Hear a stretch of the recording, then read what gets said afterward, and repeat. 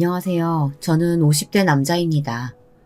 오늘은 정말 영화보다 더 영화 같고 드라마보다 더 드라마 같은 제 기구한 인생사를 좀 들려드릴게요.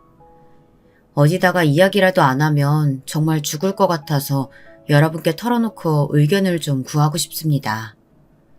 사실 의견을 구한다기보다는 제 이야기를 털어놓는 시간이 될 것 같네요. 저는 사업을 하시던 아버지 덕분에 부유한 유년기를 보냈습니다. 외동이라 모든 걸 아낌없이 저에게 주셨죠. 그러던 어느 날 아버지 사업이 망하고 그 충격으로 아버님이 병을 얻어 제가 고등학교를 다니던 시절에 돌아가셨습니다. 어머님도 그 이후로 병을 얻으셔서 몇 년 고생하시다가 돌아가셨어요. 한순간에 바뀐 환경에 적응할 시간도 없이 저는 사회로 내던져졌습니다. 주변에 바뀐 시선 따위는 신경 쓰고 싶어도 그럴 시간이 없었어요. 아버지가 남기고 간 빚과 어머님 병원비를 벌어야 했습니다. 그래서 고등학교를 미처 졸업하지 못했어요. 그리고 할 수 있는 일은 다 했습니다. 그중 제일 구하기 쉽고 돈도 많이 주는 게 공사판에서 일하는 거였어요. 그렇게 가늠이 되지도 않을 돈을 갚기 위해 밤낮으로 일을 했습니다. 그리고 10년 정도 만에 대부분을 갚았어요. 물론 완전하진 않았지만요. 그렇게 10년의 시간이 지나고 보니 저는 어느덧 28이 되어 있었습니다. 분명 제 기억에 엊그제 저는 18 고등학생이었는데 말이죠. 가족도 친구도 없이 덩그러니 남겨진 28. 1.5평 남짓한 작은 단칸방에 앉아서 안주도 없이 술을 마시는데 문득 그런 생각이 들더라고요. 이렇게 살아서 뭐하나. 나는 여기서 이렇게 매일 눈 뜨면 일하고 이 작은 방에 쓰러지듯 잠을 자고 매일매일 이 생활을 반복하다가 언젠가 아버지처럼 병을 얻어 죽겠지. 그런 생각을 하니까 진짜 딱 살기 싫어지더라고요. 그때 학교를 같이 다니던 친구들은 대학을 나오고 취직을 하고 이제 결혼을 하겠지. 나에게는 절대 허락되지 않는 삶. 술도 한 잔 들어갔겠다. 그냥 이대로 죽어버리자 싶어서 자취방 앞 슈퍼에 번개탄을 사러 갔습니다. 술이 조금 더 취하면 용기가 더 날 것 같아서 소주 2병과 번개탄 하나를 사들고 자취방으로 들어가던 길이었어요. 장원씨! 돌아보니 그곳엔 저희 공사장 격리일을 보는 아가씨가 서 있었습니다. 오순영. 그녀는 참 고왔어요. 홀어머니를 모시고 살았는데 그늘이라곤 전혀 느껴지지 않는 언제나 밝은 얼굴을 하고 있었습니다. 예쁜 얼굴 탓에 여기저기서 추파도 많이 던졌어요. 험한 남정네들밖에 없는 판이잖아요. 공사판이라는 곳이. 저도 잠시 그녀를 마음에 둔 적도 있었습니다. 착한 성품, 예쁜 얼굴, 그 공사판에서 일하는 남자라면 그녀를 마음에 두지 않은 사람이 없었어요. 안녕하세요. 안주도 없이 술 마시게요? 그러면서 씩 웃더라고요. 그날 연탄구이 집에서 둘이서 술을 마셨습니다. 살아온 이야기, 앞으로의 이야기들을 하면서요. 나중에 듣고 보니 그날 번개탄 든 걸 보고 말을 걸었다고 하더라고요. 오늘 혼자 두면 안 될 것 같다고 생각했었대요. 그때 당신 얼굴이 진짜 곧 죽을 사람 같았거든요. 가만히 두면 내일 초상 치르겠다 했어요. 나는 당신이 나 좋아해서 말건 줄 알았는데. 그것도 맞아요. 그렇게 저희는 연애를 시작했습니다. 그녀는 생각했던 것보다 훨씬 예쁜 사람이었어요. 얼굴보다 마음이 더 그랬습니다. 주변에서 김 씨는 무슨 복이냐고 다들 그럴 때 저도 진심으로 그렇게 생각했어요. 세상이 내게 시련만 주는 건 아니구나 하고요. 죽지 말고 한번 살아보라고 천사를 보내준 거라고 생각했습니다. 아내의 집에서는 처음에 저를 탐탁치 않게 생각했어요. 당연하겠죠. 뭐 하나 가진 것도 없이 학벌도 중졸이라 군대까지 안 다녀온 남자에게 그렇게 꽃 같은 딸을 보내다뇨. 저 같아도 정말 쌍수를 들고 말렸을 겁니다. 하지만 저는 아내를 포기할 수 없었어요. 틈만 나면 찾아뵙고 설득했습니다. 아내도 제가 얼마나 좋은 사람인지 장모님께 매일매일 말했다고 나중에 장모님이 그러시더라고요. 내가 졌어. 그래, 결혼해. 그렇게 저희는 연애를 하고 결혼을 했어요. 그녀는 제게 단지 연인이고 아내가 아니라 구세주이자 살아갈 이유였습니다. 연애할 때는 그녀를 보기 위해 살아야 했고, 결혼을 하고 나서는 그녀를 책임지기 위해 살아야 했어요. 그녀의 행복이 곧 제 행복이고, 함께 있는 시간은 고단한 현실을 잊을 수 있었습니다. 항상 불 꺼진 집에만 들어갔었는데, 이젠 불이 켜져 있고, 사람의 온기가 느껴지고 맛있는 음식 냄새가 나는 그런 따뜻한 집으로 들어가는 게 매일매일이 그냥 꿈 같았어요. 이게 사람 사는 행복이구나 싶어서 매 순간이 벅찼습니다. 그러던 어느 날부턴가 아내가 어디가 좀 좋지 않은 것 같더라고요. 워낙 약한 사람이라 제가 걱정을 좀 많이 했습니다. 병원 한번 가봐. 진짜 괜찮아. 내가 더 잘 알지. 그렇게 별거 아니라고 하던 아내가 어느 날 수줍게 말하더라고요. 오빠, 나 임신이래. 3개월이래. 상상도 못했던 이야기였어요. 처음에는 뛸 듯이 기뻤지만 제가 한 아이의 아버지가 된다는 사실이 좀 무서웠습니다. 그 아이의 인생이 나처럼 힘들면 어쩌나 하는 생각에 잠을 제대로 이루지 못했어요. 막노당판에서 벽돌이나 짊어지는 아빠의 아들, 평탄할 리 없는 인생이잖아요. 아내는 제 이런 고민을 다 알기라도 한다는 양 말하더라고요. 내 아들인데 착하고 예쁠 거야. 그런 건 다 괜찮아. 좀 부족해도 우리가 사랑으로 잘 키우면 되지. 오빠는 나랑 오빠 사이에 아기가 생긴 게 싫어? 나는 너무 행복한데. 그날 이후 앞으로 아내와 뱃속의 아이를 위해 더 열심히 살아야겠다 결심했습니다. 일을 더 늘렸습니다. 사람들은 거기서 어떻게 더 늘리냐 독하다 했지만 정말 세상에 못할 게 없었어요. 없던 힘도 솟아나는 것 같았습니다. 그리고 불러가는 아내의 배를 보며 함께 행복해했어요. 아가야, 곧 엄마랑 아빠랑 만나자.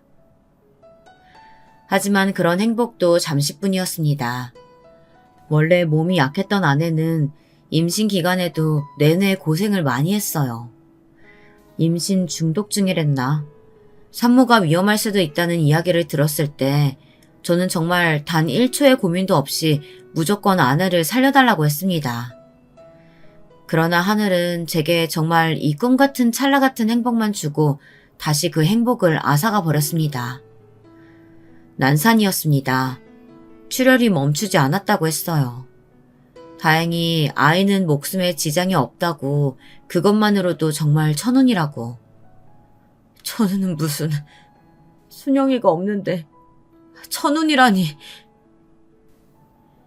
저는 그 길로 병원을 나왔어요. 아내의 목숨을 앗아간 아이를 보고 싶지 않았습니다. 장모님에게 아이를 부탁한다는 쪽지만 남기고 나와 다시 술로 전전하는 삶을 보냈습니다. 공사장도 나가지 않았어요. 정말 그대로 죽어버릴 생각이었습니다. 아내는 제 인생의 전부였어요. 더 이상 그녀가 없는 집에서 먹고 자고 할 용기도 의지도 생기지 않았습니다. 그날은 술의 힘을 빌리지도 않았어요. 멀쩡한 정신으로 집 앞 슈퍼에서 번개탄을 사들르고 들어오던 길이었습니다. 김서방. 익숙한 목소리에 움찔하고는 돌아보니 장모님이 아기를 안고 서 있었습니다. 얼굴이 보이지도 않는 아이를 향해 인상을 찌푸렸어요.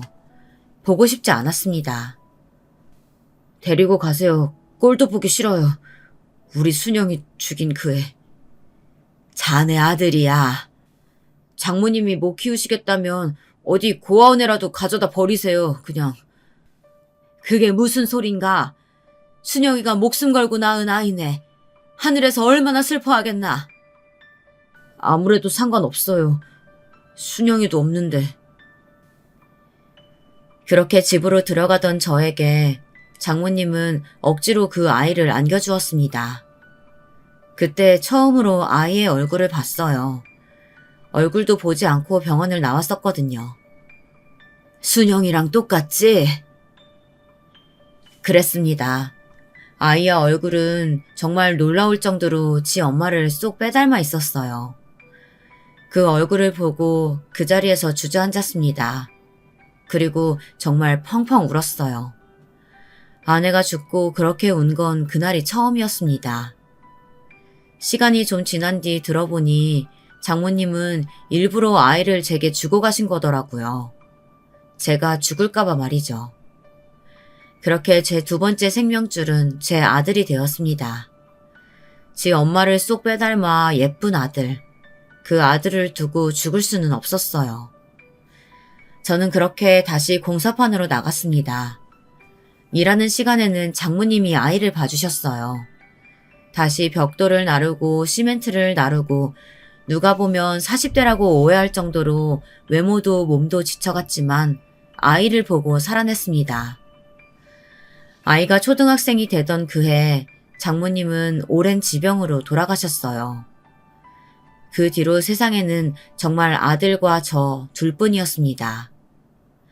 혹시나 주위에서 놀림이라도 받을까 해달라는 건 무슨 수를 써서든 다 해줬어요.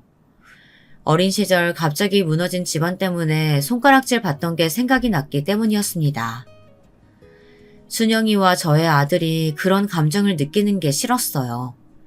제가 한번 느껴봤기 때문이었겠죠. 아들이 커가면서 해줘야 할 것들이 점점 많아졌습니다. 하지만 제가 일을 더 늘리면 되는 거였어요. 주변에서 다들 대단하다고들 했어요. 김씨는 진짜 정말 대단해. 사람의 힘으로 어떻게 그 많은 일을 하나? 애 보면 해야겠더라고요. 하루에 2시간은 자? 사람의 체력이 아니야 진짜. 그래도 해달라는 건 다 해주고 싶어서. 아들이 나중에 커서 꼭 효도해야겠구먼. 지 엄마 닮았으면 순하고 착하게 클 거예요. 중학생이 되고 사춘기에 접어들면서 아이와 말할 수 있는 기회가 더 없어졌어요.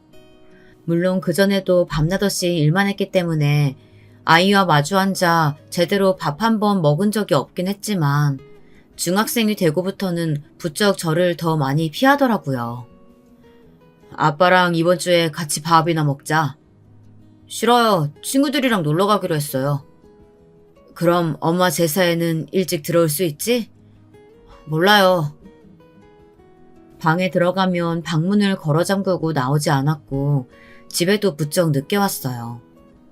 그것 때문에 고민이라고 하면 주변에선 그 또래 남자아이들은 다 그렇다고 조금 크면 괜찮아진다고 했습니다. 저도 그렇게 생각했어요. 그래서 그냥 뒀습니다. 아들은 커갈수록 엄마를 더 닮아갔어요. 정말 예뻤습니다. 남자아이인데 말이죠. 걸어가면 주위에서 다 수근거릴 정도였어요. 듣자 하니 자기 학교뿐 아니라 옆 학교까지 다 소문이 났더라고요. 지 엄마가 그렇게 예뻤으니 당연한 일이었죠. 그렇게 고등학교를 가고 얼마 지나지 않았을 때였습니다. 어느 날 명함 하나를 들고 왔더라고요. 보아하니 연예기획사 명함 같았어요. 연습생 기간 동안 학원비를 내야 한다고 하더라고요. 부담이 됐지만 지 스스로 뭔가를 하고 싶다고 처음 이야기한 거였기 때문에 들어줬습니다. 가서 동의서를 쓰고 한 달에 200씩이나 하는 학원비를 냈어요. 물론 엄청난 부담이었지만 돈 때문에 안 된다는 말을 하고 싶지는 않았습니다. 다행히 아들은 데뷔 조인가 어딘가에 들었다고 하더라고요.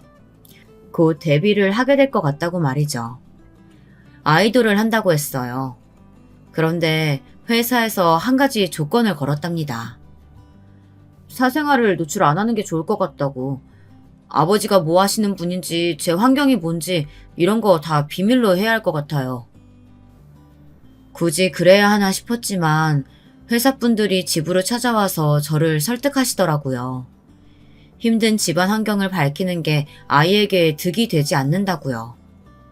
요즘엔 태어날 때부터 귀족인 애들이 더 인기가 많다나 뭐라나. 우리 아들은 고생한 티가 전혀 보이지 않아서 힘들게 큰 줄도 몰랐다고. 당연하죠. 제가 그렇게 키웠으니까요. 아들은 숙소 생활을 시작했다며 집을 나갔습니다. 그리고는 집에 오지 않았어요. 전화를 하면 늘 연습하느라 바쁘다, 시간 되면 가겠다는 말만 했습니다. 그렇게 얼마가 지났을까요? 어느 날 직장 동료가 헐레벌떡 저를 찾아와 말했습니다. 김씨! 이거 김씨 아들 아니야? 하면서 보여준 영상엔 정말 아들이 환하게 웃으면서 다른 남자 아이들 몇몇과 춤을 추고 노래를 하고 있었어요.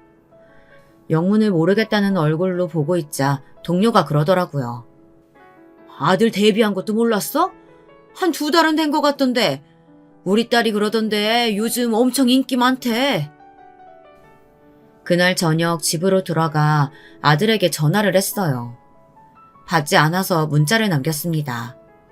그랬더니 얼마 지나지 않아 전화가 왔더라고요. 아들, 안녕하세요 아버님. 아이고 안녕하세요. 민준이가 지금 전화 받을 정신이 없고 개인 휴대폰은 저희가 쓰지 못하게 하는 중이라서요. 문자 보고 제가 대신 연락드렸습니다. 괜찮으시죠? 아이고, 네, 괜찮죠. 근데 민준이가 데뷔한 것도 저는 이제 알아서 애 얼굴이라도 한번 보고 이야기하고 싶은데 조만간 같이 한번 찾아뵙겠습니다. 연락을 미리 드렸어야 했는데 저희가 죄송합니다. 바쁜 일만 마무리되면 애 데리고 집으로 갈게요. 아들 목소리도 한번 제대로 듣지 못하고 전화를 끊었어요. 멍하더라고요.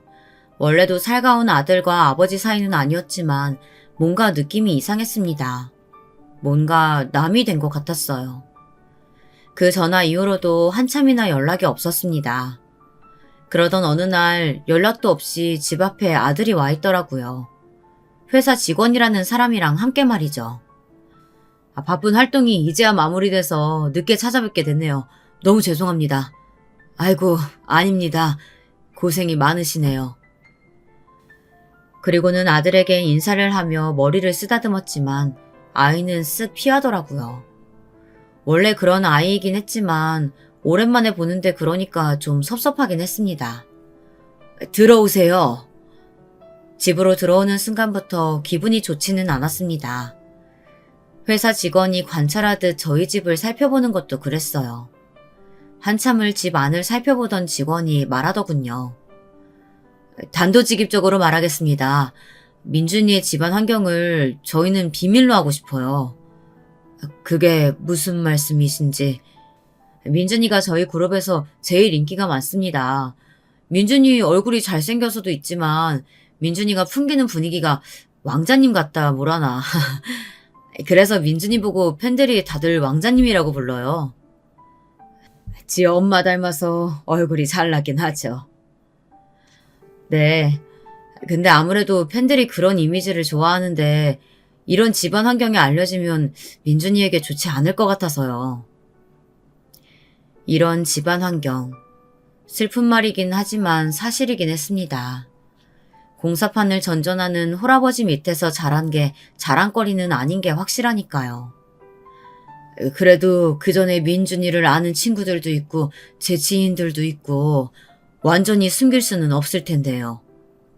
다행히 민준이의 집안 환경 자세하게 아는 친구는 없다고 하더라고요. 아버님께서 아버님 지인들만 좀 단속해 주시면 너무 감사하겠습니다. 반가운 제안은 아니었지만 아들을 위한 거라면 그 정도쯤이야 할 수 있다고 생각해서 고개를 끄덕였습니다. 아들은 그동안도 한마디도 하지 않았어요. 이 자식, 아빠한테 데뷔한다 많다 말도 안 하고 오랜만에 와서는 인사 한마디가 없어. 바빴어요. 그 말을 끝으로 다시 입을 꾹 다무는 아들을 보고 서운했지만 환경이 너무 많이 바뀌고 정신도 없는 아들한테 잔소리도 할 수 없어 그냥 보냈습니다. 그날 이후 저는 아들의 얼굴을 아는 모든 사람들에게 입단속을 시켰어요. 다들 뭘 그런 걸 비밀로 하냐 했지만 워낙 좋은 사람들이라 다들 비밀로 해주겠다 하더라고요. 그리고 저도 어디 가서 민준이의 이야기를 하지 않았습니다. 그동안 아들은 더 인기가 많아진 것 같았어요. TV를 틀면 아들의 광고가 나오고 주변에서 요즘 민준이 인기가 엄청 많다라는 이야기를 계속 들었습니다. 그러는 동안 아들은 명절이나 생일에 안부 문자 한두 번 온 거 말고는 집에 오지 않았어요. 처음에는 바쁜가 보다, 정신이 없나 보다 하며 감내했지만 시간이 지날수록 섭섭한 마음은 커져만 갔습니다. 제가 가장 서운했던 건 지 엄마 제사에 연락 한 통 없던 거였어요. 아무리 바빠도 오라고 문자까지 넣었는데 오기는커녕 전화 한 통 없었습니다. 다음날 너무 화가 나서 전화를 걸었어요. 여보세요? 어제 엄마 제사라고 바빠도 오라고 아빠 문자 못 봤어? 일이 있는데 어떻게 가요? 제가 놀면서 안 갔어요? 그럼 그렇다고 문자 한 통도 못 넣어? 문자 하나 못할 만큼 바빴어? 네, 그만큼 바빴어요. 그리고 매년 있는 엄마 제사 한 해 못 챙기면 뭐 큰일 나요? 뭐 이 자식이? 엄마 얼굴도 모르고 엄마가 어땠는지 알지도 못하는데 내가 엄마랑 무슨 정이 있다고 나보고까지 엄마 제사를 챙기라고 그러는 거예요? 아버지만 챙기면 되는 거지. 네 엄마가 어떻게 그렇게 됐는데? 그놈의 너 나타가 그렇게 됐다. 골백 번은 더 들었어요. 그래서 내가 엄마 그렇게 만든 거냐고요. 아니잖아요. 앞으로 이런 일로 전화할 거면 전화하지 마세요. 바빠 죽겠는데. 그리고 뚝 끊어버리더라고요. 다시 전화하니 전화기가 꺼져 있었습니다. 그날 오랫동안 마시지 않았던 소주를 마셨습니다. 속상하다는 말로는 설명이 다 안 됐어요. 슬프고 서러웠습니다. 그리고 먼저 간 아내에게 너무 미안했어요. 내가 잘못 키웠나 봐, 여보. 그 이후로도 아들은 먼저 연락하는 법이 없었습니다. 문자의 답장도 단답형, 전화를 해도 네, 아니요. 얼굴을 안 본 지는 어느덧 2년 정도 지나고 있었어요. 그러는 동안 아들은 더더욱 유명해져서 대한민국에 아들을 모르는 사람이 없었습니다. 섭섭한 마음이 전혀 없는 건 아니었지만 돌려받자고 아들을 키운 것도 아니고 그 아이를 제대로 키워야 한다는 생각에 저도 목숨을 부지하고 살았으니 고생한 대가 같은 건 생각하지 않았습니다. 단지 제대로 키우지 못한 건가 하는 생각에 가슴이 좀 아팠을 뿐이었어요. 그러던 어느 날 제 계좌로 거액의 돈이 입금되었다는 문자를 받았습니다. 보니까 아들의 이름으로 입금이 되었더라고요. 바로 전화를 걸었습니다. 이게 무슨 돈이야? 3억이라니? 이사부터 하세요. 이사? 어디서 소문났는지 모르겠는데 제 아버지가 판자촌 같은 집에 산다는 소문이 돈다고 회사분들이 그러시더라고요. 일단 이사부터 하세요. 나는 이 집이 편해. 아버지 때문에 제가 안 들어도 될 소리 듣잖아요. 이사하세요. 소문이 크게 도는 건 아니었지만 아는 사람들 사이에서 아름아름 도는 소문들을 들은 모양이었습니다. 김민준이 사실은 가난한 집 아들이고 아들이 성공했는데 아버지는 아는 척도 안 한다고 말이죠. 이사를 하고 싶은 생각은 하나도 없었지만 그런 소문이 돈다고 하는 것을 또 모른 척할 수는 없었습니다. 아들이 준 돈으로 근처에 적당한 아파트로 이사를 했어요. 이삿날 지인들이 찾아와서 아들 잘 키웠다고 입이 마르도록 칭찬을 하더라고요. 그러고 또 연락 한 통 없는 아들을요. 서러웠습니다. 무얼 바라고 키운 건 아니었지만 그래도 키운다고 키웠는데 아니 사실 제 능력 이상의 것들을 해주면서 최선을 다해 키웠는데 아들이 저를 짐짝 취급한다는 생각이 드니까 말이에요. 고맙다는 소리 한 번 없이 말이죠. 그래도 아쉬운 소리 안 하려고 노력했습니다. 그래서 어느 날 말했어요. 더 이상 나를 챙기거나 신경 쓰지 않아도 된다고요. 대신 엄마 제사만은 챙기라고 말이죠. 저는 그거면 됐다고 생각했습니다. 뭘 바라고 아이를 키운 것도 아니고 아들 키우면서 저도 이 지옥 같은 삶을 살아낸 것도 맞으니까요. 그래서 아이에게 더한 걸 바라지 않기로 했습니다. 그냥 지 엄마가 자기 낳다가 그렇게 된 것, 그거에 대한 감사함만 느끼면 그걸로 됐다 생각하기로 했어요. 그렇게 또 아들의 얼굴을 못 보고 살았습니다. 지 엄마 제사 때도 문자나 전화 한 통 오는 게 다였고, 좀 지나서는 누가 봐도 회사에서 보낸 듯한 과일이나 고기 같은 것들만 왔어요. 키운다고 키웠는데 내가 잘못했나 봐. 어느 날은 다 차려진 아내의 제사상 앞에서 그렇게 중얼거렸습니다. 그냥 허망했어요. 아들을 낳다가 목숨을 잃은 아내도 그 아내가 남긴 아들을 키우자고 죽자 사자 일만 했던 지난 날들도 말이죠. 지인들은 그게 어디냐, 그래도 아버지라고 집도 사주고 용돈도 주고 그러지 않냐. 요즘 같은 세상에 말년에 고생 안 하게 해준 것만으로도 복이라고요. 그러던 어느 날이었습니다. 속만 상해서 TV도 잘 보지 않는 저에게 공사판에서부터 오랜 인연이었던 박 씨가 찾아왔어요. 술을 사들고 말이죠. 그는 오래된 인연이라 아들 얼굴도 제 사정도 모두 알고 있는 사람이었어요. 요즘도 TV 잘 안 봐? 그 자식 얼굴만 보면 괜히 마음이 심란해져. 근데 안 나오는 곳이 없더만. 그래, 오만 곳에서 다 나오더라 그 자식. 왜 그 자식이래? 언제는 말년에 돈으로 부모 속 안 썩이는 것만 해도 효자라더니. 아니, 생각해보니까 그렇더라고. 지 아빠가 지를 어떻게 키웠는데 이렇게 모른 척을 해. 그것도 모자라서. 박 씨가 말을 잇지 못했습니다. 왜? 무슨 일 있어? 아니, 지 아빠 가난하다고 무시하는 게 갑자기 화가 나네. 안 그러던 사람이 왜 그런데 새삼스럽게. 원래는 그런 말을 일체 하지 않던 사람이 갑자기 술을 사들고 찾아와 그런 말을 하니까 이상하더라고요. 무슨 일이 있나 싶어서 물어봤지만 대답하지 않고 술만 푸길래 아 그런가 보다 했습니다. 그리고 얼마 지나지 않아 박 씨가 왜 그날 그랬는지 알게 되었습니다. 식당에 밥을 먹으러 들어선 날이었습니다. 식사 시간이 좀 지나서였는지 한가하더라고요. 저기 우민준 아니야? 우민준은 저희 아들의 가명이었습니다. 그 소리에 고개를 돌려보니 저희 아들이 찍은 광고가 나오고 있더라고요. 지 엄마를 아주 꼭 빼닮긴 했어. 라고 작게 중얼거리고 또 심란한 기분이 들어서 작게 한숨을 쉬었습니다. 전에 토크쇼 나온 거 봤어? 안 그래도 그거 난리더만 입양하라며? 그렇대.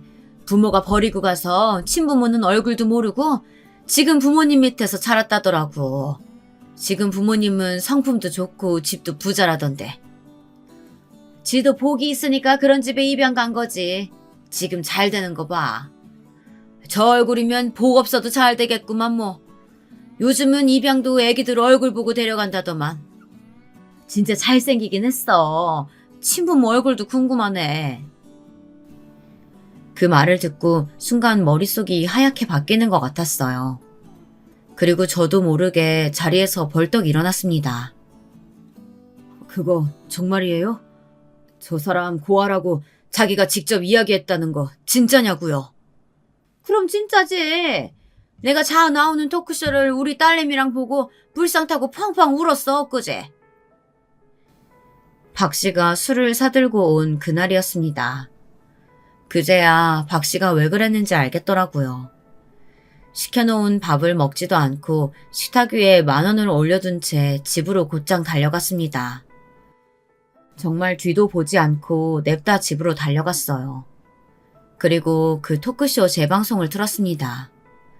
그 속의 아들은 제가 처음 보는 얼굴로 처음 보는 표정을 하고 앉아 있었어요.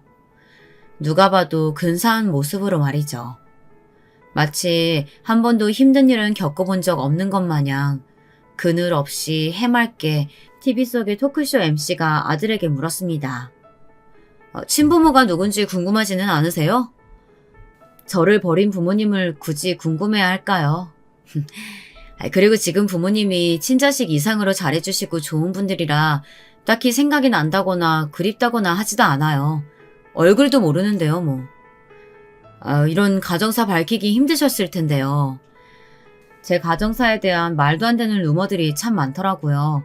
그래서 언젠가 한번 말해야겠다 생각은 했습니다. 물론 회사분들은 말리긴 하셨어요. 그게 흠도 아니고 그리고 지금 부모님이 너무 좋으신 분들이라 부끄럽지도 않고요. 지금 부모님들은 미국에 계신다고요? 네, 아버지는 사업을 하시고 어머니는 변호사 하세요. 미국에서요. 그래서 이렇게 귀티가 나나 봐요. 하하, 그런가요? 정말 태연하게 아무렇지도 않은 얼굴로 거짓말을 하는 아들의 모습에 소름이 돋을 지경이었어요. 아들이 말한 자신의 가정사는 그랬습니다. 기억도 나지 않는 어린 시절 부모님께 버림받아 고아로 살다가 자식이 없는 지금의 부자 부모님에게 입양되었다고. 그래서 자신의 출신에 대한 이상한 소문이 많은 거라면서요. 저놈의 나쁜 놈. 저게 지금 지 엄마를... 저는 화가 머리끝까지 난다는 말은 이런 때 쓰는 거구나 라는 생각이 들었습니다. 평생 자신을 위해 막노동하며 고생한 저는 그렇다 치더라도 자신을 낳다가 죽은 엄마를 마지막까지 뱃속에 아이만은 지켜달라고 말했던 지 엄마를 자신을 버린 부모라고 말하다뇨. 정말 화가 나서 눈물이 나고 정신이 나갈 것 같았어요. 때마침 휴대폰이 울렸습니다. 박 씨였어요. 자네, 저 개자식이 그런 인터뷰인가 모식인가 한 거 알고 그날 찾아온 거지? 봤어? TV 안 본다더니. 온 동네가 그 이야기를 떠드는데 어떻게 안 봐? 그리고 왜 말 안 했어? 자네가 모르고 지나갔으면 했지. 그리고 그런 이야기 어떻게 꺼내야 할지 모르겠기도 했고. 내가 저 자식을 가만 두나 봐라. 감히 지 엄마를... 그리고 전화를 끊었습니다. 곧장 아들 휴대폰으로 전화를 걸었어요. 웬일로 처음부터 받더라고요. 마치 기다렸던 것 마냥. 아무렇지 않은 목소리로 덤덤하게 이야기하는 아들의 목소리에 더 화가 났습니다. 적어도 죄송하다는 말은 할 줄 알았어요. 그리고 회사에서 시켰다고, 자기도 어쩔 수 없었다고 말이라도 그렇게 해줄 줄 알았습니다. 그거마저 저의 욕심이었던 겁니다. 이제 보셨나 봐요? 그게 지금 아버지한테 할 말이냐? 그런 말을 해놓고? 반쯤은 맞는 말이잖아요. 뭐라고? 집에 엄마도 아빠도 없이 아무도 없이 혼자 컸잖아요. 보아나 마찬가지죠 뭐. 다를 게 뭔가요? 그렇게 하고 싶어서 그렇게 했냐? 뭐가 됐든 저는 혼자 큰 게 맞아요. 어머니나 아버지 없이. 조만간 찾아뵐게요. 또 할 얘기 없으니까 지금 촬영 들어가야 해서 끊겠습니다.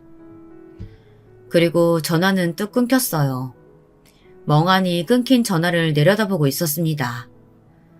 그리고 후두둑 눈물이 흘러나왔어요. 생각도 하기 전에 눈물부터 나왔습니다.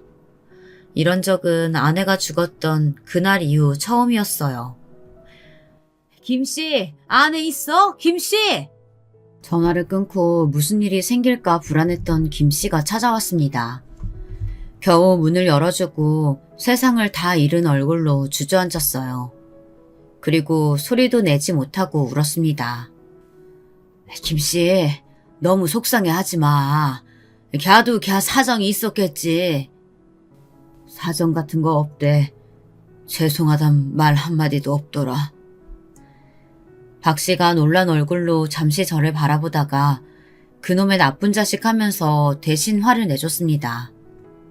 사실 그땐 그런 말도 하나도 들리지 않았어요. 매일 술만 마셨습니다. 어떻게 해야 할지도 모르겠고 내가 뭘 잘못했나 싶고 아내가 너무 불쌍하고 대체 그런 아내 밑에서 어떻게 그런 아들이 나왔나 싶었어요. 그러다 보니 제가 잘못 키웠나 싶은 마음도 들더라고요. 한다고 했는데 모자랐던 걸까. 그렇게 밤낮 없이 페인처럼 술만 푸던 때 띵동하고 집 초인종이 울렸습니다. 요즘 수시로 박 씨가 찾아와서 제 동태를 살펴대는 턱에 저는 또 박 씨인 줄 알고 별 생각 없이 문을 벌컥 열었어요. 하지만 그곳엔 박 씨가 아닌 아들이 서 있었습니다. 어떤 남자 둘과 함께 말이죠. 이 시간에 술 드셨어요? 아들이 풍겨오는 술 냄새에 인상을 찌푸리며 물었습니다. 그 전화를 받을 때만 하더라도 눈앞에 보이면 한 대 치기라도 하고 싶었는데 지 엄마를 꼭 빼닮은 얼굴을 보니까 그럴 힘도 안 생기더라고요. 누가 봐도 우리 순영이 아들인 그 얼굴 말입니다. 아들이 위아래로 저를 훑어보더니 집 안으로 들어왔습니다. 그리고는 집을 둘러봤어요. 그러고 보니 이사가라고 돈을 주고도 한 번도 찾아오지 않은 집이었습니다. 어쩐 일이냐? 생전 안 오더니. 조만간 별일 있다고 했잖아요. 그리고 부엌 식탁에 앉더라고요. 남자 한 명이 아들 옆에 또 한 명은 뒤에 서 있었습니다. 아무리 아들이 밉다고는 하지만 같이 오신 분들이 손님이고 하니 식탁에 소주병을 치우고 음료수 한 병을 내주려 냉장고 문을 열었습니다. 금방 끝나니까 그냥 앉으세요. 명령하는 말투였어요. 정이 좀 없고 툴툴거리긴 해도 저런 애는 아니었는데 어쩌다 저렇게까지 변했나 싶었습니다. 아들을 향해 인상을 찌푸린 채 앉았습니다. 무슨 이야기냐? 이 변호사님, 같이 온 옆에 앉은 사람은 변호사인 것 같더라고요. 아들이 자신을 부르자 가방에서 서류 2장을 꺼냈습니다. 그리고 제 앞으로 내밀더라고요. 이게 뭔가 하는 얼굴로 그들을 바라봤어요. 보세요. 보시고 이야기하시죠. 몹시 사무적인 말투였어요.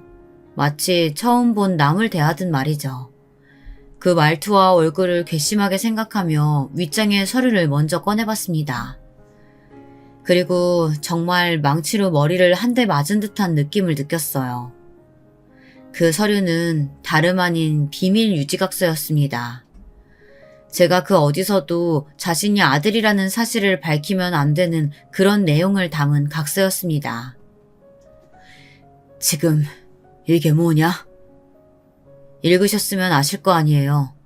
서류상으로 확실하게 해두고 싶어서요. 어디 가서 절대 발설하시면 안 된다는 내용이에요.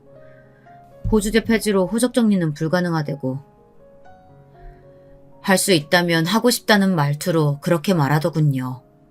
정말 기가 찼습니다. 지금 이걸 나보고 사인하라고 가지고 온 거냐? 어? 그럼 그걸 왜 가지고 왔겠어요? 흥분하지 마시고 다음 서류도 보세요. 정말 말이 나오지 않았지만 어디까지 하는지 보자는 마음으로 다음 서류를 꺼내봤습니다. 거기에는 비밀 유지 각서에 서명하면 10억을 입금해준다는 내용의 서류와 아파트 한 채의 계약서가 들어있었습니다. 멀뚱히 보고 있는 저에게 아들이 먼저 말을 꺼냈습니다. 그 아파트 지금 시세가 대충 15억 정도 돼요. 그리고 현금 10억 드리고 이 집 팔면 또 돈이 생기겠죠. 그 돈까지 모두 드리는 거예요. 돈을 줄 테니 아버지 소리는 어디 가서 하지 말라. 그 말이냐 지금? 네. 그게 지금 키워준 애비한테. 평생 공사판에서 흙만 만지시던 분이 이런 큰 돈 언제 만져보겠어요. 그냥 사인하시고 돈 받아가세요. 그 편이 아버지한테도 좋으니까. 네가 나한테 어떻게... 대체 저한테 뭘 해주셨길래 매번 그렇게 억울해 죽겠다는 반응이신 거예요? 솔직히 저희 사이에 뭐 아버지 아들 간의 정이 어딨어요. 얼굴 보고 밥을 몇 번이나 먹었다고. 그리고 얼굴도 모르는 어머니 좀 그만 앞세우세요. 제가 저 나타가 돌아가시라고 했냐고요. 왜 저한테 그 한풀이를 하시는 거예요 대체? 그때였습니다. 누군가 문을 벌컥 열고 들어왔습니다. 박 씨였어요. 아니 지금 자네 말 다 했어? 박 씨가 불같이 화를 내며 집 안으로 들어왔어요. 얼마나 화가 났는지 신발도 벗지 않은 채였습니다. 누구신데 이러세요? 박 씨가 고래고래 소리를 지르기 시작했어요. 제가 내야 할 화를 대신 다 내주던 말입니다. 자네, 아버지가 자네를 어떻게 키웠는데 이런 배은망덕한 부족함 하나 없이 키우겠다고 남들 몇 배로 일해가면서 입에서 나오는 건 다 해주면서 키웠는데 공사판에서 그러기가 어디 쉬운 줄 알아?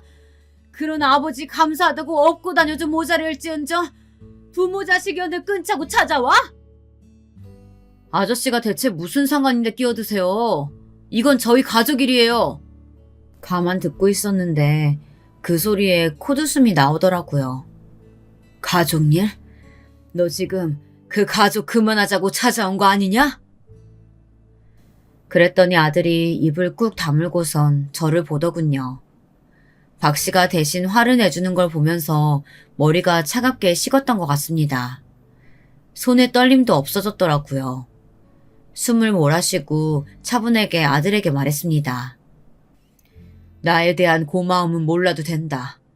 나도 네 엄마 죽고 따라 죽으려던 거 그래도 순영이가 낳은 아들은 키워야지 싶어서 산 것도 맞으니까. 그래도 너 낳다가 죽은 니네 엄마한테 네가 이러면 안 되지. 그건 사람된 도리가 아니지. 몇 번을 말해요.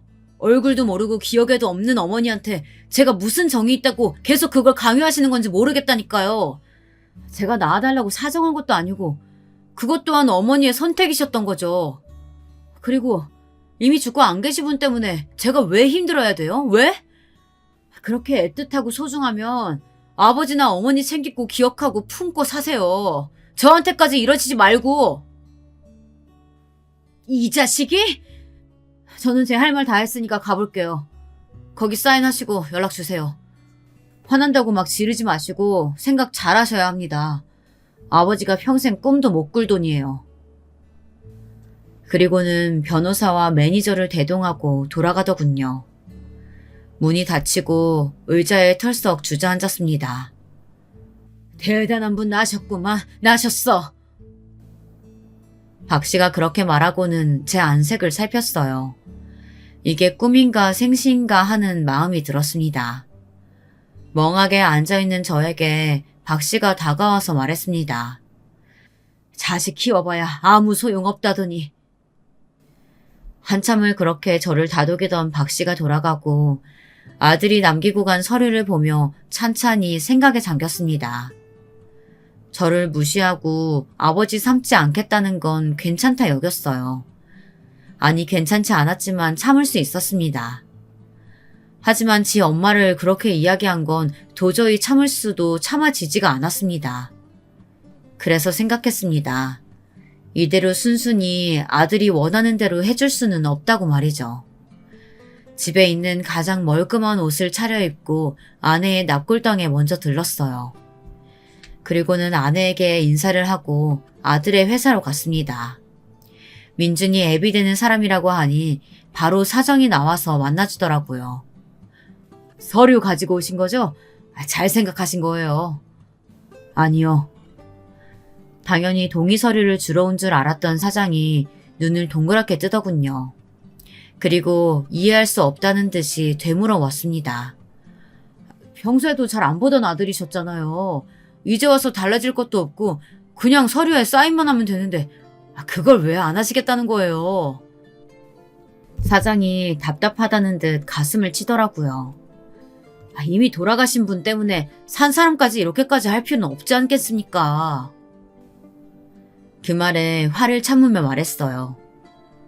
그럴 수 있는 사람이 아닙니다. 그러고 싶지도 않고요. 아무튼 저는 제 의사 전달했으니 이 서류는 여기 두고 가겠습니다. 그리고는 돌아서서 나왔습니다. 그냥 없는 셈 치자고 정말 가슴이 미어졌지만 그러자고 그렇게 생각하면서 아들 회사를 나왔어요. 그리고 속상한 마음에 박 씨와 술을 마시고 집에 늦게 들어왔습니다. 그런데 아들이 집 앞에 서 있더라고요. 손에는 제가 사장에게 주고 간 서류가 들려 있었습니다. 저를 보자마자 화가 난 듯 인상을 팍 쓴 아들이 다가왔습니다. 멍청하기까지 하신 분이셨어요? 사인하시라고요. 내가 어디 가서 소문내겠다 한 것도 아니고 네 말처럼 살던 대로 살면 되는데 왜 이렇게 서류에 사인을 받아야 하는 건데? 제가 그렇게 이야기하자 아들 표정이 바뀌었습니다. 그러니까 결국 나중에 본인 발목이라도 제가 잡을까봐 확실히 해두고 싶었던 겁니다. 예상은 했지만 아들 입으로 그렇게 직접 들으니 정말 하늘이 무너지는 것 같더라고요. 매일 그렇게 슬퍼 마시죠? 어디 가서 이런 아버지 있다는 말 쪽팔려서 어떻게 하냐고. 낳아놓기만 했으면 다야? 이런 식으로라도 책임지라는 건데 왜 말을 못 알아먹으세요? 부모 안 하는 걸로 책임지시라고요. 네가 언제 나를 부모로 생각하기는 했니? 없어요. 나한테 부모가 어딨어? 한 명은 태어나 보니 죽고 없고 한 명은 맨날 집에 없어서 오로지 나 혼자 컸는데 그러니까 고아라는 것도 거짓말 아니라고요. 아들은 그렇게 저에게 서류를 던지더군요. 사인해서 보내세요. 아시겠어요? 꼴에 자존심 지킨다고 이러시는 거면 나중에 후회하니까. 그러고 뒤도 돌아보지 않고 돌아갔습니다. 화도 하지만 인간이 덜 됐더군요. 어떻게 우리 밑에서 저런 아이가 태어났을까 이런 생각을 밤새 하면서 고민했습니다. 이 일을 세상에 밝힐지 말지를요. 저렇게 아나무인으로 자기밖에 모르는 인간 말종으로 살아가게 둘 수는 없었어요. 물론 제가 밝힌다고 정신을 차릴지 아닐지는 모르는 일이긴 합니다. 하지만 가만히 저대로 둘 수는 없었어요. 사람들에게 손가락질 받으며 자신이 뭘 잘못했는지 되돌아볼 시간은 가져야 한다는 생각이 들었습니다. 박 씨에게 이 말을 했어요. 박 씨는 그러더군요. 김 씨 마음이 이해가 안 가는 건 아니여. 하지만 그 자식은 김 씨가 그런다고 정신 차릴 것 같지가 않어. 오히려 자기 망하겠다고 자네를 더 원망하겠지. 그리고 그 전에 그 사람들이 자네한테 어떤 소리 할지 어떻게 알아? 보아하니 거긴 큰 회사 같던데 그날 같이 변호사도 막 데려오고. 박 씨 말도 일리가 있었어요. 무턱대고 내가 자기 아버지다 그럴 수는 없었습니다. 이미 친아버지가 저를 버렸다고 대한민국 사람들이 다 알게 떠들어 놓은 상태였어요. 거기서 친아버지라는 사람이 나타나 아들이 한 말이 다 거짓말이라고 하면 사람들은 제가 아들을 버려놓고 이제 와서 뭔가를 바라고 나타났다 생각하겠죠. 아들을 상대로 복수 아닌 복수를 생각하고 있는 이 상황이 너무 기가 막혔지만 일단은 박 씨 말대로 할지 말지는 나중에 결정하고 증거를 모으기로 했어요. 말만 내 아들임네 하고 세상에 밝힐 수는 없으니까요. 서류를 주겠다고 마지막으로 만나자고 했더니 아들이 냉큼 집으로 왔습니다. 그 자리에 녹음기를 사서 켜두었어요. 그리고 대화를 녹음했습니다. 아들과 회사 측은 제가 그렇게까지 할 거라고 상상하지도 못했는지 아무 의심 없이 이야기를 하더군요. 잘 생각하셨어요. 여기 사인하시면 통장으로 10억이랑 이 집 계약서 명의 이전 될 겁니다. 명의 이전은 일주일 내로 처리될 거고요. 그 뒤에 이사를 하시든 뭐 집을 파시든 그건 알아서 하시면 돼요. 이사 가세요. 난 여기가 편해. 오민준 아버지가 이런 좁은 집에 산다고 하면 사람들이 뭐라고 하겠어요. 지금 그 아버지 아들 연 끊는 사인하자고 만나자고 한 거 아니냐? 이제 와서 무슨 아버지야. 그래도 주변에 아는 사람이 한둘은 있잖아요. 그 전에 이상한 아저씨도 그렇고. 박 씨를 말하는 거였습니다. 그렇게 말하다가 문득 깨달은 듯 말하더군요. 변호사님, 저희 그분께도 비밀 유지각서 받아야지 않아요? 그분은 어차피 신뢰성도 없고 여기 아버님만 아무 말 안 하시면 세상 사람들이 믿을 일도 없고요. 그렇게 하실 필요는 없을 것 같습니다. 변호사가 그렇게 말하니 아들이 안심하더라고요. 너무 서운해하지 마세요. 어차피 얼굴 한번 제대로 안 보고 키운 아들인데 공사장에서 일하시면서 저 키운 건 이미 차고 넘치게 돈으로 보상 받으셨고요. 부잣집 아들로 이미지 메이킹 다 해뒀는데 아버지 같은 사람이 내 아버지다 하면 그 이미지가 뭐가 되겠어요. 아버지가 그렇게 죽고 못 사는 어머니 그 아들 소원 들어줬다 생각하고 잊으세요. 오늘부터 평생 볼 일도 없을 텐데. 그래, 알겠다. 혹시나 음주나 도박, 사기 이런 거 당하고 돈 다 날리고 와서 저한테 또 달라고 하지 마시고요. 그럴 일 없어. 제 말에 아들이 고개를 끄덕이고는 제가 사인한 서류들을 들고 일어섰습니다. 잘 사세요. 그러고 뒤도 돌아보지 않고 가는 아들을 봤어요. 문이 닫히고 녹음기를 꺼내 녹음이 잘 되었는지 확인했습니다. 한자도 빠짐없이 깨끗하게 잘 되었더라고요. 그 녹음본을 듣고 있는데 정말 드라마 같았어요. 제게 일어난 일 같지가 않고 마치 딴 사람들의 이야기인 것처럼 현실감이 정말 하나도 들지 않았어요. 그날 저녁 잠을 이루지 못했습니다. 그리고 그 녹음본을 박 씨에게 들려주고 또다시 괘씸마다 난리채는 박 씨를 뜯어 말리고 저는 집으로 들어와서 이 긴 글을 쓰고 있습니다. 지금도 TV에는 아들의 광고가 나오고 있네요. 아직 이 글을 등록할지 하지 않을지는 결정하지 않았어요. 만약 이 글이 올라간다면 이 모든 내용을 보시는 거겠고 여기서 제가 뒤로 가기 버튼을 누른다면 이 글은 세상에서 없는 글이 되겠죠. 아들은 숨기고 싶은 그 비밀을 영원히 숨긴 채 본인이 원하는 삶을 살게 될 거고요. 아직도 모르겠습니다. 이게 잘하는 짓인지 아닌지요. 그리고 아내가 있다면 제게 뭐라고 했을지도 말이죠. 그 착한 사람은 분명히 그냥 용서해주라고 했겠죠. 이 글을 쓰면서 돌아보니 아예 지옥과 같은 삶을 산 것은 아니었구나 하고 제 삶도 돌아보게 되네요. 잠깐이지만 부유했던 어린 시절도 있었고 물론 빚 갚느라 고생했지만 사랑하는 아내도 만나서 세상에서 가장 행복한 남자였던 시절도 있었습니다. 그리고 지금의 그 아들을 얻고 세상을 다 가진 것 같은 기분을 느꼈던 적도 있었죠. 아내가 죽고 아이를 키우면서도 마냥 힘들기만 했던 건 아니었습니다. 아들이 자라는 걸 보면서 뿌듯했던 적도 많았어요. 결국 내가 키워냈구나 하면서 말입니다. 물론 지금 이렇게 되어버렸지만요. 17부터 죽고 싶다는 말을 입에 달고 살아온 제가 빚을 갚느라 또 아내를 만나서 또 아들을 키운다고 60이 다 되어가는 나이까지 이렇게 살아있네요. 이 글이 만약 올라간다면, 그래서 제 아들이 이 글을 보게 된다면 마지막으로 하고 싶은 말이 있습니다.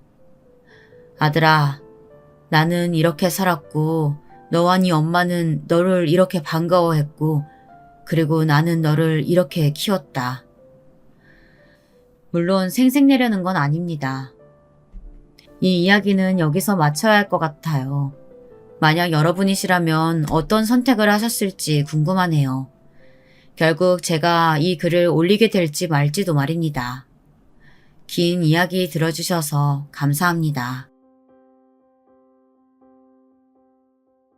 안녕하세요. 저는 40대 남성입니다. 최근에 제 인생을 놓고 봤을 때 정말 엄청난 일이 있었거든요. 그걸 말씀드리려고요. 저는 어릴 때 흔히 말하는 학교폭력의 피해자였습니다. 키도 작고 체구도 작았거든요. 게다가 성격도 소심했고요. 딱 좋은 먹잇감이긴 했죠. 그 때문에 정말 지옥 같은 학창시절을 보냈습니다. 그 중에서도 저를 제일 심하게 괴롭힌 친구 이야기를 좀 해볼게요. 그 친구는 키도 크고 덩치도 좋았어요. 집이 부자거나 그랬던 건 아닌데 워낙 큰 키와 덩치 때문에 친구들이 모두 그 친구의 말이라면 죽는 신용이라도 할 정도로 학교의 지배자라고 해야 할까요? 그랬습니다. 모두들 그 친구의 눈치를 보고 말을 들었으니까요. 말 그대로 피라미드의 맨 꼭대기에 있었어요. 그 친구에게 처음 찍혔던 날은 중학교 입학식 날이었습니다. 그때부터 저의 악몽이 시작됐어요. 실수로 그 친구와 부딪혔는데 그 친구가 들고 있던 물이 쏟아졌어요. 그 친구의 셔츠로 말이죠. 입학식 날 새 교복을 입고 온 그 친구는 그 일에 정말 불같이 화를 냈습니다. 야, 이스발, 미쳤어? 너 죽을래, 어? 미안, 근데 일부러 그런 건 아니야. 그게 뭐가 중요해? 네가 지금 내 셔츠에 물을 쏟게 만들었다는 게 중요한 거지. 일부러 안 그랬어? 일부러 그랬으면 지금 너는 이 자리에서 죽었어. 미안. 사과 크게 안 해? 안 들리잖아. 미안해. 제가 온 힘을 다해 미안하다고 하는 걸 앞에서 낄낄거리며 비웃더군요. 등치가 조금해서 소리로 장나보다 하면서 서슴없이 제 몸을 제 손가락으로 밀어가면서요. 당신 몸도 약하고 힘도 없었던 저는 그 친구의 손짓 하나에 온몸이 흔들렸습니다. 그 일은 시작에 불과했어요. 야, 나 배고프다니까. 그렇게 말하면 재빨리 뛰어가 빵을 사다 바치고, 나 목말라. 그렇게 말하면 또 음료를 사다 바치고, 조금만 늦으면 어김없이 폭력이 가해졌습니다. 공부는 못했으면서 그런 부분으로는 참 똑똑했어요. 보이지 않는 부분만 골라서 딱 큰일이 나지 않을 만큼만 때렸거든요. 거기까진 참을만 했습니다. 아니, 솔직히 참을만 하지 않았지만 그래도 어찌어찌 버틸만 하긴 했어요. 하지만 그가 하는 조롱이 너무 견디기 힘들었습니다. 어느 날은 저를 반 뒤에 계속 세워두고 저게 남자의 몸이냐며 옷을 벗긴 적도 있어요. 확인을 해봐야겠다면서 말이죠. 그런 것들이 견딜 수 없이 힘들었어요. 틈만 나면 발을 걸어서 어느 날은 크게 다친 적도 있습니다. 가족들이 어쩌다 이렇게 다쳤냐 물었지만 그 다음이 두려워 넘어졌다는 거짓말을 둘러댄 기억도 있네요. 물론 저도 그 모든 걸 감내하고만 있었던 건 아니었어요. 담임에게 말해보기도 하고 다른 친구들에게 도움을 요청해보기도 했지만 친구들은 혹시 자신도 밉보이게 될까봐 모른 척했고 담임은 남자애들끼리 그렇게 몸싸움 하면서 크는 거지 뭐. 네가 기질이 예민한가 보다. 라는 말로 넘겼습니다. 누가 봐도 그 친구랑 저는 덩치 차이가 2배는 났어요. 그런데 남자애들끼리 몸싸움을 하면서 크는 거라니요. 누가 봐도 싸움이 안 되는 덩치 차이인데 말이죠. 아마도 귀찮았던 거겠죠. 모두의 무관심 혹은 방관 속에 저의 고난한 학창시절이 계속됐어요. 시도 때도 없이 불러서 심부름을 시키는 건 이제 아무것도 아니었습니다. 나는 너같이 찌질했으면 진작 죽었을 거야. 이렇게 살아서 뭐해, 그지? 매일매일 제 자존감을 앗아갔어요. 그리고 매일매일 죽고 싶게 만들었습니다. 공부하지 마. 너는 어차피 누가 취직도 안 시켜줘. 네 몸을 봐라. 비실비실해서 일이나 시키겠냐? 저를 괴롭히고 폭언을 하고 그런 건 이제 이골이 나서 견뎌졌어요. 하지만 한 가지 견딜 수 없는 게 있었습니다. 그건 바로 저희 아버지에 대한 이야기였어요. 어디서 들었는지 저희 아버지가 몸이 불편하시다는 이야기를 들은 것 같더라고요. 니네 아빠 다리 전다며? 장애인이야? 아버지에 대한 모욕은 정말 참을 수 없었습니다. 저희 아버지는 공장에서 일하시다 다리가 심하게 다치셔서 평생을 절뚝거리며 살아오셨거든요. 비가 오면 말도 안 되게 쑤시고 오래 서 있거나 걸은 날엔 다음날 몸살이 날 정도로 아픈 다리를 이끌고 다니며 가족들을 먹여 살리셨어요. 그런 아버지를 욕보이는 말에 견디던 저도 더 이상 견디지 못하고 폭발했어요. 사과해. 제가 그렇게 말하니 그 친구가 기가 찬다는 듯한 얼굴로 저를 바라보더라고요. 놀랐겠죠.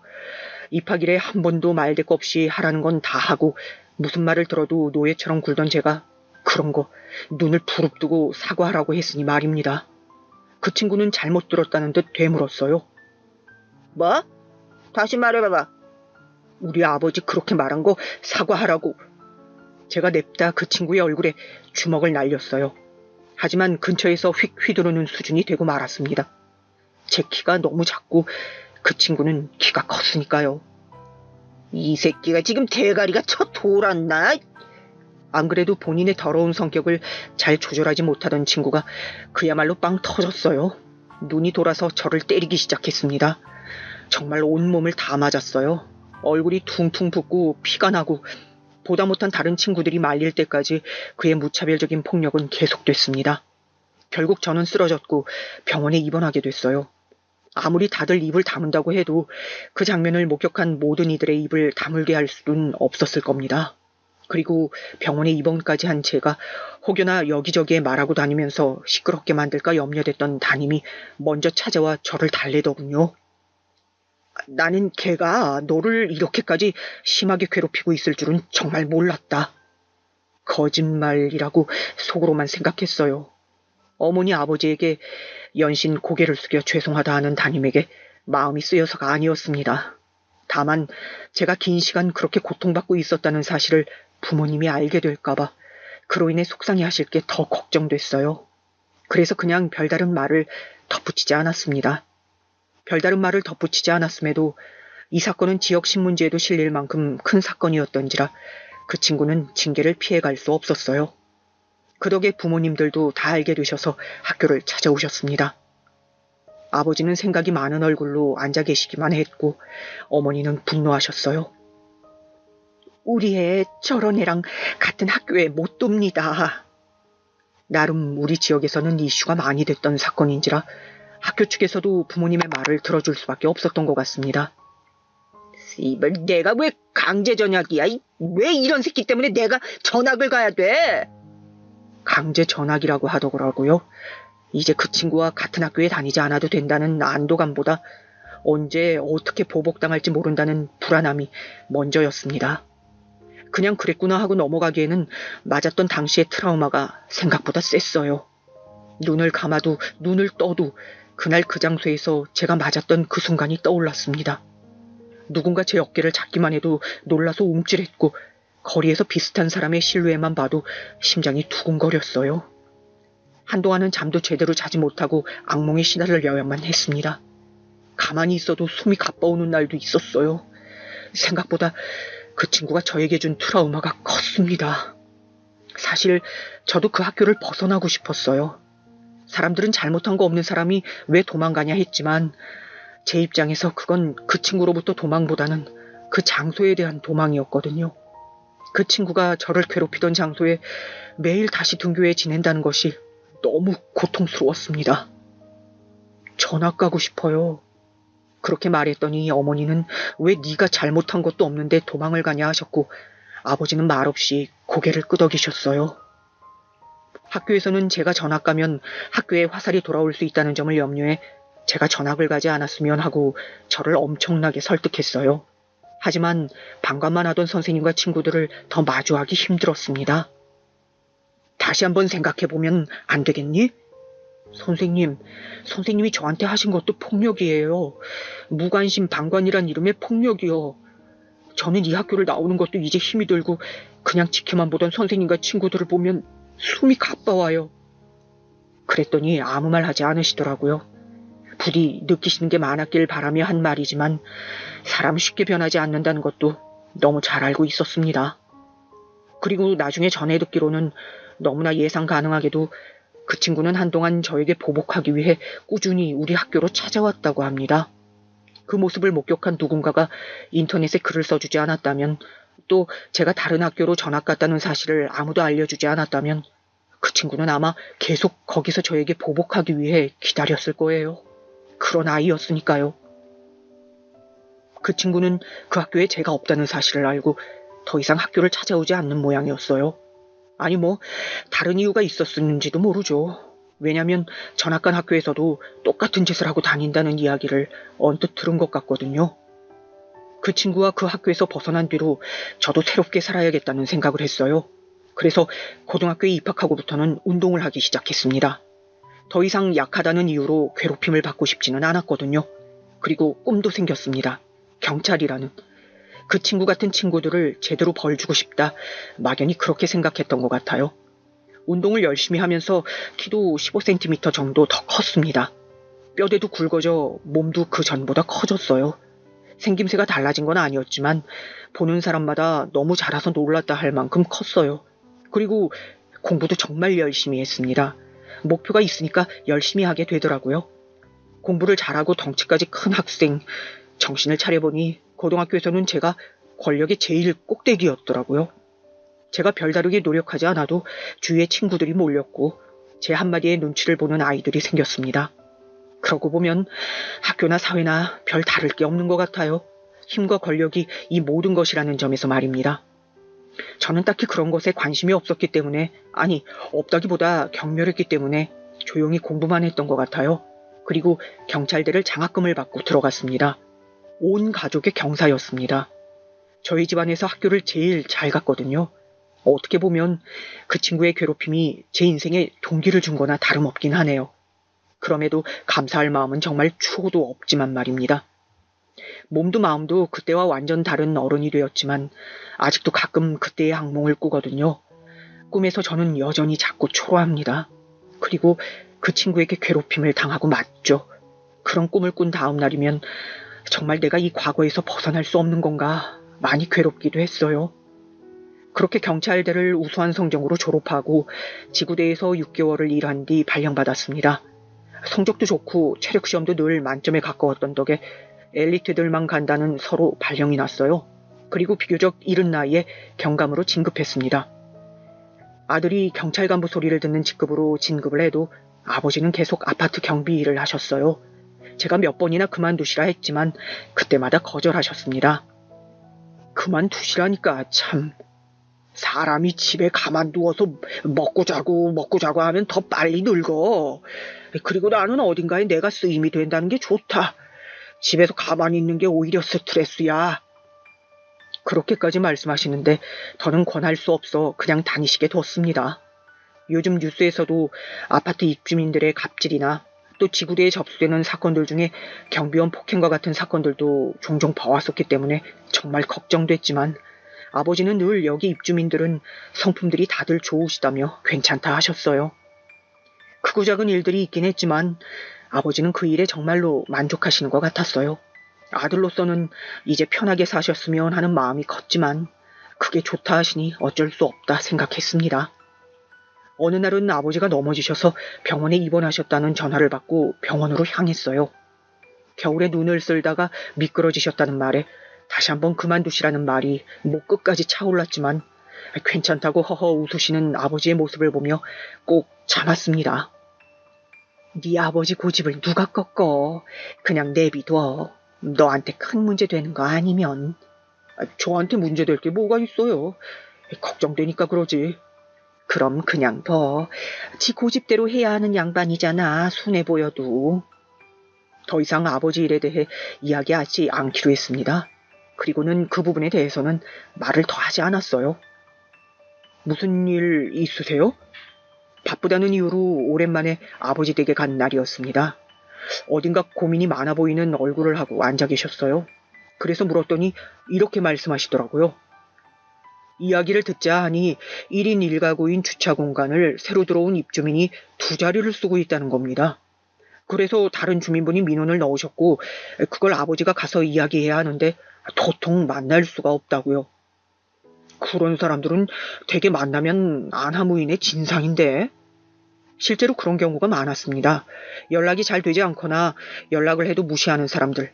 그런 사람들은 실제로 안하무인의 진상인 경우들이 많았어요. 경찰을 하면서 단연간의 경험으로 얻은 빅데이터라 할까요? 어딘가 불안한 마음이 들어 주의하시는 게 좋겠다고 말했지만 아버지께서는 웃으며 그러시더라고요. 그런 사람들도 있지만 정말 몰랐던 경우도 가끔 있으니까 만나보기 전에 미리 그렇게 판단하면 안 되지. 어머니가 네 아버지를 누가 말리냐고 작게 중얼거리시면서 고개를 저으시더라고요. 저희 아버지는 그런 분이셨습니다. 모든 부정적인 부분보다 긍정적인 부분을 먼저 생각하고 또 늘 속으시면서 사람들을 믿으셨어요. 그런 아버지를 존경했지만 가끔 답답한 부분이 있는 것도 사실이었습니다. 하지만 아버지의 고집을 꺾을 수 없다는 것을 너무도 잘 알기에 그냥 조심하시고 무슨 일이 있으면 연락하라는 말만 하고 나왔습니다. 집으로 돌아와 아내에게 말하니 아내도 똑같이 말하더라고요. 그런 사람들은 되게 진상인 경우가 많은데 하면서요. 그러고 한동안 별 말씀이 없길래 잘 해결됐나 보다 했어요. 그런데 뜻밖의 곳에서 전화가 왔습니다. 제가 일하는 서 담당 지역에 있는 지구대였어요. 박 경감님 좀 와보셔야 할 것 같습니다. 무슨 일인데?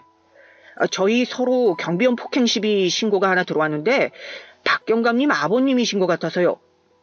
순간 머리를 누구한테 한 대 맞은 것처럼 멍한 기분이 들었습니다. 아버지가 폭행? 폭행을 당했다니요? 그냥 보기에도 마른 그 노인네를 누가 때렸다는 건지, 그리고 누구에게 그런 짓을 당할 행동을 하시는 분이 절대 아닌데 말입니다. 손이 떨려왔어요. 무슨 정신으로 아버지가 일하시는 아파트를 향했는지 기억도 잘 나지 않습니다. 도착하니 사람들이 어느 한쪽에 우르르 몰려있더라고요. 아직 상황이 다 정리되지 않은 듯 웅성임과 어수선함이 느껴졌습니다. 그쪽으로 막 가려던 때 누가 아는 척을 해왔어요. 얼굴을 아는 지구대 순경이었습니다. 저에게 전화를 한 친구이기도 했고요.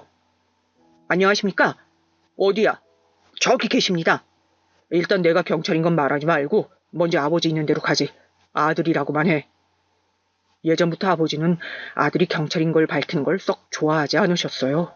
뭘 바라는 사람들도 있고 사람들이 괜히 자기를 조심하는 게 싫으시다나 어쩐다나. 경찰이 뭐가 그렇게 대단한 직업이라고 그러는 건지 모르겠다는 말에 대단하지 그럼이라고 화를 내시던 게 기억납니다. 왜요? 그냥 아들이 경찰인 거 말하고 다니는 거 안 좋아하셔.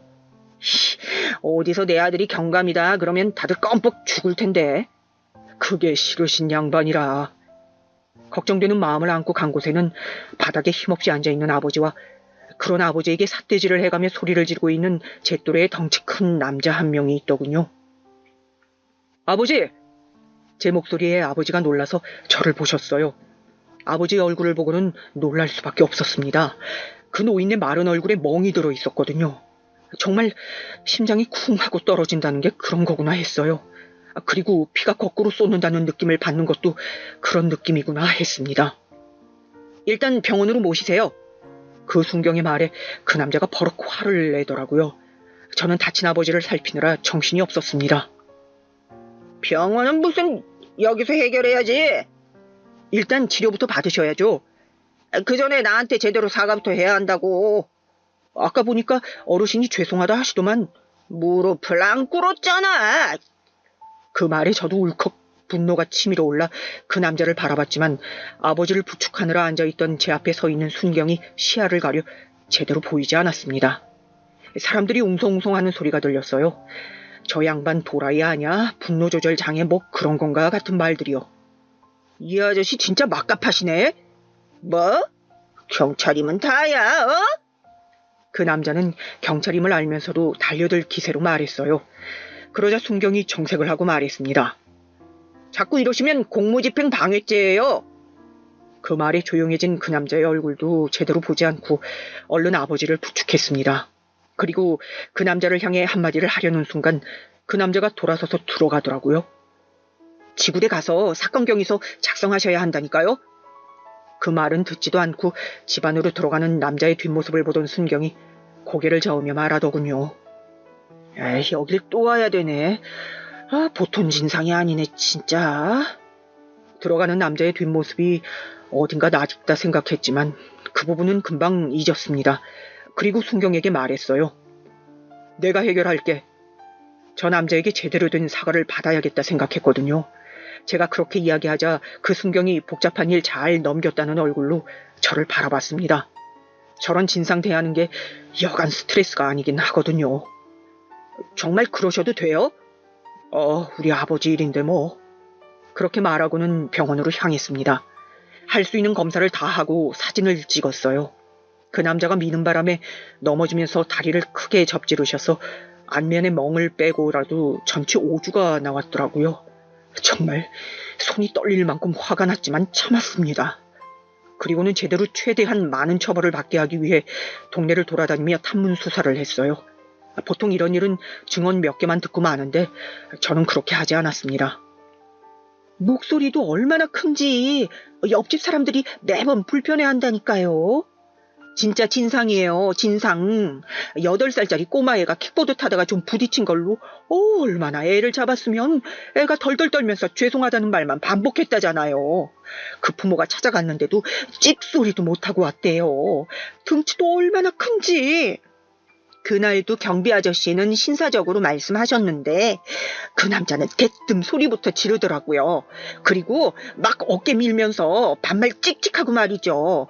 경비 아저씨가 사람이 진짜 좋은데 그분이 말이 너무 심한 거 아니냐 사과하라 할 정도였으니까. 그렇게 모은 증언과 증거를 모두 긁어 모아 형사 고소를 했어요. 그리고 얼마 뒤 그 관할 지구대 순경에게서 전화가 왔습니다. 아마 제가 고소했다는 소식을 들었을 거라 생각했어요. 아니나 다를까 고소했다는 이야기가 들어간 모양이더라고요. 보통 이런 경우에는 거울뿐만 사과라도 사과를 하러 오는 경우가 많아서 이 남자도 그러려니 싶어 병원과 호수를 알려줬습니다. 그리고 잠시 뒤에 저희 아버지 병실로 찾아온 사람의 얼굴을 확인하고는 한동안 굳어 있을 수밖에 없었어요. 너무나 낯익은 얼굴이었습니다. 그리고 한 번도 잊은 적 없는 얼굴이기도 했어. 당연하죠. 아직도 가끔 그 친구 악몽을 꾸는걸요. 아니, 감히 경비원 주제에 입주민을 고소를 해? 들어오자마자 소리를 버럭버럭 지르는 그 친구는 정말 이제 하나도 변한 게 없어 보였습니다. 살이 좀 쪘다는 것과 더 심술맞게 늙어있는 얼굴 정도가 달랐을까요? 언제 무릎 꿇으러 오나 기다리고 있었는데 감히 나를 고소를 하셨겠다. 할만하니까 했죠. 넌 뭐야? 뭔데 간섭이야? 이분 아들인데요. 아, 너구나. 다 늙은 노인네가 이런 일이나 하게 두는 불효자 자식이. 제가 좋아서 하는 일입니다. 이런 허드렛 일을 좋아서 하는 인간이 어딨어. 구라도 작작 좀. 아, 근데 아들내미 낯이 좀 익는데? 뭐 어디서 봤지? 그러면서 저를 빤히 쳐다보더라고요. 순간 그 시절로 돌아간 것 같은 기분이 느껴져 심장이 세게 뛰었습니다. 한동안 빤히 저를 바라보던 친구가 생각이 났는지 저에게 삿대질을 하며 소리쳤어요. 아! 그 찌질이! 여전했습니다. 그 힘으로 다 해결하려는 것도 험상궂은 얼굴과 예의와 배려라고는 찾아볼 수 없는 말투까지요. 네가 여기 왜 있냐? 그때보다 키가 좀 컸다. 뭐 맞고 살기 싫어서 운동 좀 했냐? 그렇게 비꼬던 친구가 지금 상황이 어떤 상황인지 깨달은 듯한 얼굴로 손뼉을 쳤어요. 네가 이 경비 아들이라고? 오호라, 잘 됐네. 고소 취하해. 뭐? 내가 누군지 너 잘 알잖아. 당장 취하해. 더 험한 꼴 보기 싫으면 나 화나면 어떻게 되는지 네가 제일 잘 알 거 아니야. 그러면서 빈정거리더라고요. 제일 잘 알긴 알죠. 얼마나 무식하고 비열한지 말입니다. 없어 보이는 것까지 지혜비를 쏙 빼닮았구만. 완전 닮았네, 닮았어. 어이 경비, 내가 댁 아들이랑 동창이야, 동창. 자기 아버지 뻘 되는 사람에게 반말을 찍찍하는 것부터 쟤는 여전히 그 중딩 때 그대로 하나도 잘하지 않았구나 싶었어요. 그 친구가 저희 아버지를 때렸다는 사실을 생각하니 저도 분노가 차올랐습니다. 그렇게 숨을 고르고 있는데 제 앞에 와서 또 시비를 걸기 시작했어요. 저 나이 많고 배운 거 없는 할배가 고소를 직접 하지는 않았을 거고. 네가 시켰지? 내가 했어. 내가 했어? 뭐 문제 있냐? 폭행을 한 사람을 고소한 건데? 그러자 어쭈하는 얼굴로 저를 바라보던 그 친구가 손가락으로 제 어깨를 툭툭 밀더군요. 그러면서 말하더라고요. 이제 키도 좀 컸다 이거지? 그래도 내 눈엔 넌 여전히 그때 내 앞에서 벌벌 떨던 그 찌질한 새끼야. 어디서 말대답이야? 좋은 말할 때 고소 취하해라. 그럴 생각 없고 합의해줄 마음도 방금 싹 사라졌어. 뭐? 와서 미안하다고 무릎이라도 꿇고 싹싹 빌면 합의해줄까 생각도 했는데 넌 거 확인했으니 안 되겠다. 너는 어떻게 그대로 쓰레기로 컸냐? 이 개자식이 뭐라 그랬어? 너 지금 나치면 또 고소한다. 그래도 머리에 든 게 뇌이긴 한 것 같더라고요. 그 말에 생각이라는 걸 하더니 들었던 주먹을 내려놨습니다. 그리고는 잠시 화를 시키는 듯 심호흡을 하고서는 다시 비아냥거리기 시작했어요. 그 애비의 그 자식이라더니 너도 좀 모자라냐? 니네 애비도 좀 모자라더라. 한 말 못 알아먹고 앵무새처럼 차 빼라는 말만 반복하는 게. 그만해라. 뭘 그만해? 그러고 보니 너네 애비 장애인이었지. 한쪽 다리 못 쓰는 병신. 그때도 저렇게 이야기했었죠. 그리고 그때도 저는 참지 못하고 처음이자 마지막으로 저 친구에게 달려들었습니다. 딱 그때의 기분이 들었어요. 눈에 번쩍하고 불꽃이 있는 느낌이었습니다. 평생을 살면서 그 정도로 욱해본 건 그때가 처음이었어요. 지금 뭘 했어? 뭐? 내가 틀린 말 했냐? 왜 열받아? 그럼 네가 뭘 어쩔 건데? 야, 이 개새끼야. 뭐? 너 지금 뭐라고 했냐? 이게 아주 겁대가리를 상실했지? 제가 제 화를 주체하지 못하고 주먹을 들어올리려는 순간 아버지가 제 이름을 불렀고 그와 동시에 입원실 문이 열렸습니다. 그 순경이었어요. 박경감님, 혹시 그 피의자... 그 순경은 몸싸움을 하기 일보 직전으로 보이는 상황을 확인하고는 재빨리 저희 둘 사이에 섰어요. 그리고는 제 주먹을 잡아 내렸습니다. 이후에 어찌되었던 경찰이 폭력을 쓴 건 사회적으로 문제가 되는 사안이니까요. 그 친구 아니었으면 일이 어렵게 됐을지도 모르죠. 지금 생각하니 참 고맙네요. 저를 박경감이라고 부르는 것을 그 친구가 들었는지 갸웃하더니 저를 보면서 말했습니다.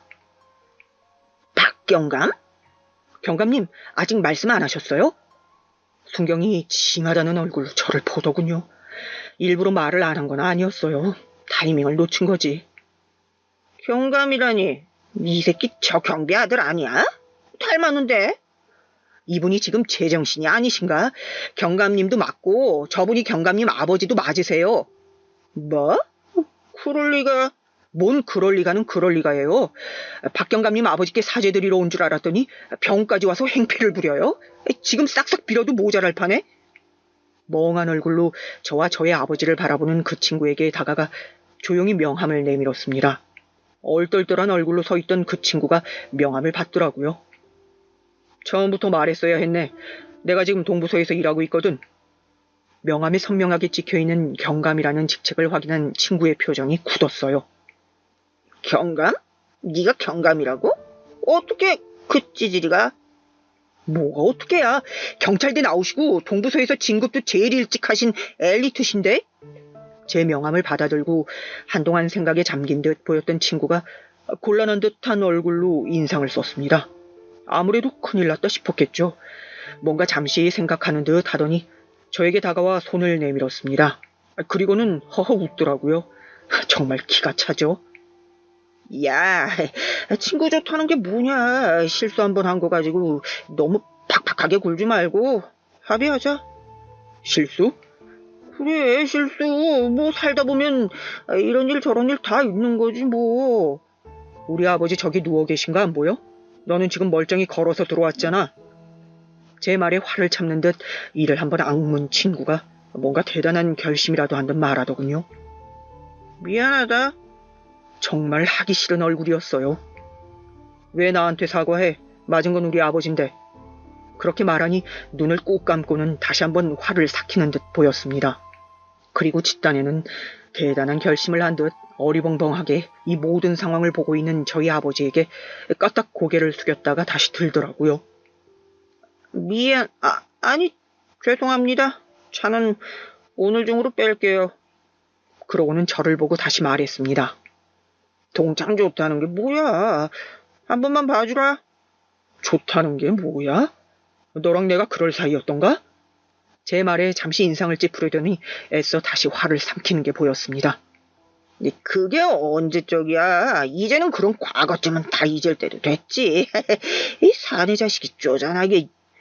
억지로 웃으며 그렇게 말하는 그 친구의 얼굴을 한 대 치고 싶었습니다. 누구 마음대로 과거야? 그리고 네가 한 짓이 그냥 시간이 지난다고 잊을 수가 있는 일이야? 친구 하나 괴롭혀서 강제 전학 가는 일이 그렇게 가벼운 일이었나? 제 말에 순경이 놀란 듯 저희 둘을 번갈아 보더라고요. 그 친구는 제가 자신의 말이 전혀 통할 것 같지 않자 인상을 확 찌푸리며 태도를 바꿨습니다. 그래서 안 봐주겠다 이거지? 이게 봐주고 말고 한 일이야? 명백한 가해자가 있고 피해자가 있는데? 내가 이렇게까지 했는데? 네가 뭘 했는데? 와서 아들이 경감인 거 확인하고 억지로 사과 한마디 한 거 말하는 거냐? 사과 한마디로 해결이 안 될 거라 생각한 건지 아니면 본인 성격을 못 죽인 건지 그 친구는 다시 안하무인으로 나오기 시작했어요. 증거 있어? 에? 경찰이 자기 지위 이용해서 이렇게 세금 따박따박 내는 대한민국 국민을 억울하게 해도 돼? 공권력 남용이야 이거. 그 말에 순경이 어이없다는 듯 웃더라고요. 무슨 소리를 하시는 거예요? 현장 조사하는데 증인들이 한무더기가 나왔는데 억울하다니. 그 증인들 다 매수했는지 내가 어떻게 알아? 이렇게 막무가내시면 진짜 큰일 나요 피의자분. 누가 피의자야 누가? 다시 소리를 지르는 그 친구의 모습을 보며 순경도 저도 할 말을 잃었습니다. 역시 정말 나이가 들어도 여전하더라고요. 그 친구는 한참을 그렇게 씩씩거리며 악을 지르고서야 돌아갔습니다. 그 친구가 가고 나니 귀가 다 먹먹하더라고요. 소리가 얼마나 컸던지. 아버지와 어머니 그 친구가 과거에 저를 괴롭혔던 친구였다는 사실을 알게 된 게 마음이 쓰였어요. 그 친구가 예전에 그 친구였는지는 몰랐구나. 신경 쓰실 필요 없어요. 아버지는 그 친구가 그 친구라는 사실에 놀라셨고 어머니는 분노하셨어요. 그리고는 사람 고쳐 쓰는 거 아니라고 어쩜 저렇게 변하는 게 없냐고 몇 시간을 욕을 하셨습니다. 경비원의 아들이 경감이라는 이야기는 아파트 단지 내에 금방 퍼졌어요. 그런 소문은 또 어찌나 빨리 퍼지는지 하나둘 아버지에게 병문안을 와서 저에게 증언을 하겠다고 하더라고요. 살면서 경찰이라는 직업 때문에 득을 본 적도 있고 또 반대로 손해를 본 적도 있었지만 그 순간만큼은 경찰이 되길 정말 다행이라고 생각했습니다. 사건의 정황은 이랬습니다. 아버지가 종이에 글씨를 써서 그 친구 차에 끼워뒀답니다. 앞유리예요. 어디 차에 대단히 손을 댄 것도 아니고 혹시 문제 생길까봐 테이프도 붙이지 않으셨대요. 그런데 그 친구가 자기 차에 놓인 아버지의 쪽지를 보고 네가 뭔데 내 차에 손을 댔냐 그 불같이 화를 냈대요. 그러면서 아버지 어깨를 막 찔렀다더군요. 중학교 때 제게 하던 짓을 그대로 한 겁니다. 야, 이 노인네야, 당신이 뭔데 내 차에 손을 대? 연락이 안 돼서 쪽지를 그냥 두고 온 건데 차에 손을 대지는 않았습니다. 하지만 기분 나쁘셨다면 죄송해요. 하도 연락이 되질 않아서. 연락이 안 되면 될 때까지 하던가 아니면 기다리든가 왜 감히 입주민 차에 손을 대냐고. 경비 나부랭이가. 당신 여기 입주민들이 주는 돈으로 먹고 사는 거 아니야? 그러면 내가 당신 고용주인데? 말씀이 너무 지나치시네요. 지나쳐? 지나쳐? 보아하니 우리 아들뻘인데 아무리 내가 경비 일을 하고 있다지만. 나이 많은 게 뭐? 내가 당신 고용주인데 당신 나이까지 신경 써야 돼? 꼬우면 그만둬. 내가 당장 입주민 대표한테 가서 민원 넣을 테니까.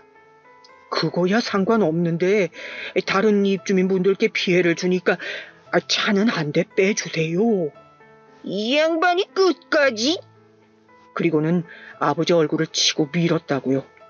그 바람에 넘어지시면서 다리를 접지르신 거였습니다. 여러 증언을 듣고 보니 더 화가 나더라고요.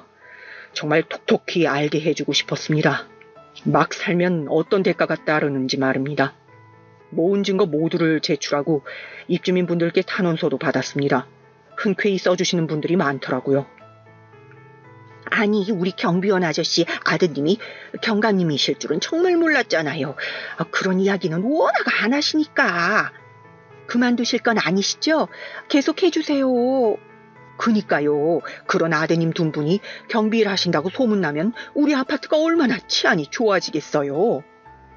대부분 그런 마음으로 탄원서를 써줬지만 뭐 이유야 어쨌든 저는 그 친구에게 인생 그렇게 살면 안 된다는 본때를 보여주고 싶었기 때문에 상관없었습니다.